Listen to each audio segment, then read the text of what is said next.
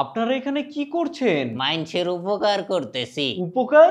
আপনারা তো পাথর লুট করছেন। এই জন্যই মানুষের উপকার করতে নাই। আরে মিয়া, আমি হইলাম বিশিষ্ট সমাজ সেবক। আমি যা করি সমাজের সেবার জন্যই করি। তো এই সাদা পাথরগুলো লুটের মাধ্যমে সমাজের কোন সেবাটা হচ্ছে শুনি? এইটা একটা টুরিস্ট স্পট। এখানে প্রতিদিন হাজার হাজার মানুষ ঘুরতে আহে, কিন্তু এই বদমাইশ পাথরগুলার লেগে মানুষে ঠিকভাবে ঘুরতেই পারে না। মানে? ডেইলি কেউ না কেউ এই পাথরগুলাতে উষ্টা খায় পইরা যায়, কেউ হাত ভাঙে, কেউ পা ভাঙে, তো কেউ দাঁত ভাঙে। এই জন্য আমরা এখান থেকে সকল পাথরই সরায় ফেলতেছি, যাতে মানুষ আরামসে ঘোরাফেরা করতে পারে। আরে মানুষ এখানে আসেই তো এই পাথরগুলো দেখার জন্য। এই পাথরগুলোর জন্যই তো এই জায়গার নাম হয়েছে সাদা পাথর। এইটা তো আরো বড় সমস্যা।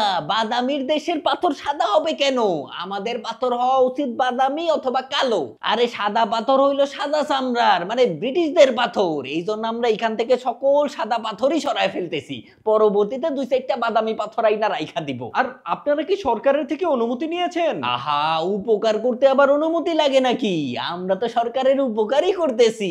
ওনারা ব্যস্ত দেশের অর্থনীতি ঠিক করতে, আর আমরা ব্যস্ত দেশের পাথরের অবস্থান ঠিক করতে। কিন্তু এটা তো অবৈধ। এটা অবৈধ হবে কেন ভাই? নদী থেকে যখন কেউ মাছ ধরে সেটা কি অবৈধ হয়? তাহলে নদী থেকে পাথর তুললে অবৈধ কেন হবে?